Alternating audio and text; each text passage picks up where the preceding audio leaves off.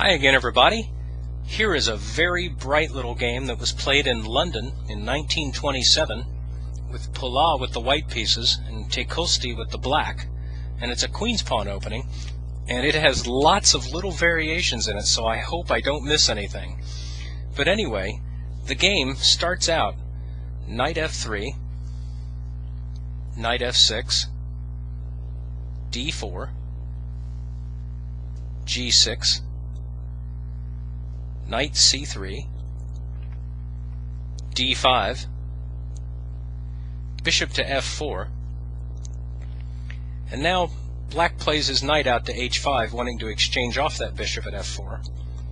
So white first plays it up to e5, but black now hits at it again with the pawn to f6, and after white retreats the bishop to g3, black goes ahead and takes it off with the knight, and white recaptures with the h-pawn.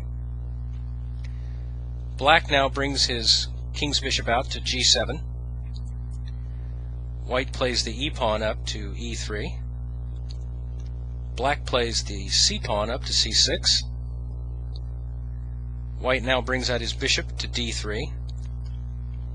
And black now moves his e-pawn up to e5, obviously threatening to play it to e4 with a double attack on white's bishop and knight. And believe it or not, it's time for the challenge to the viewer. If you'd like to pause the video now and see if you can find white's next move, I'll wait for you.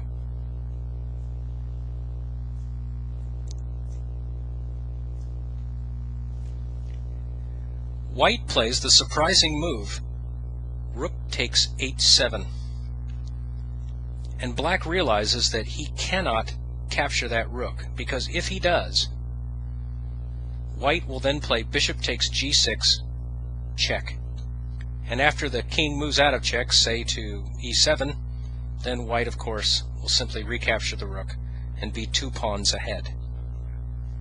So instead of capturing the rook, black decides to protect both the bishop at g7 and the pawn at g6, and he plays king to f7.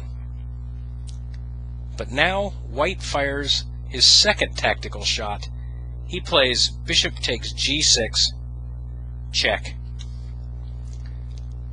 And if black just decides to retreat the king and also keep protecting the bishop at g7, say in other words play king to f8, then white can simply just trade off the rooks in the corner and still be 2 pawns ahead. So after bishop takes g6, check, black goes ahead and captures the bishop. But now white fires his third tactical shot. He plays knight takes e5, check. And this actually gives black 3 different options. First, black could just take the rook at h7, but then white could come in with the queen to h5, check, and after the king moves to g8, white could then play queen to f7, check, making the king jump right back to h7, and then white could simply just castle queenside, and there is nothing that can stop white from swinging the rook over to h1 and forcing checkmate. Now black's second option is just to move the king, and he only has 2 squares, and it doesn't matter which one he goes to. If he goes to g5 or if he goes to f5, white will simply play queen to g4, checkmate. So black's third option, and the one he chooses, is to just capture the knight at e5. And now white's queen comes in at h5 with check, and black only has one move, and that's king to f6.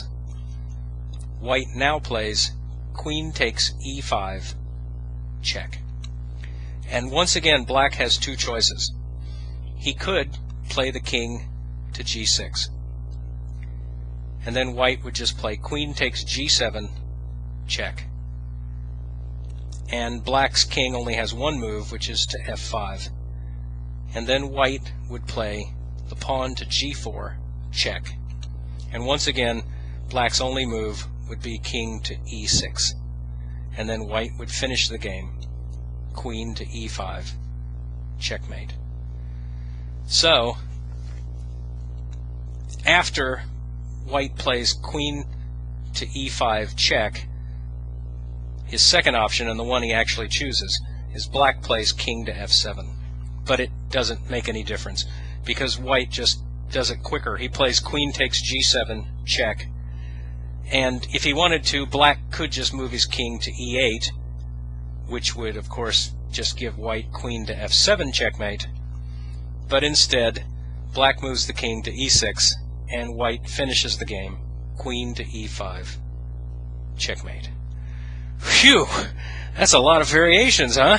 Well, I hope I didn't miss anything, but I really enjoyed the game, and I hope you did too. And I'll see you next time.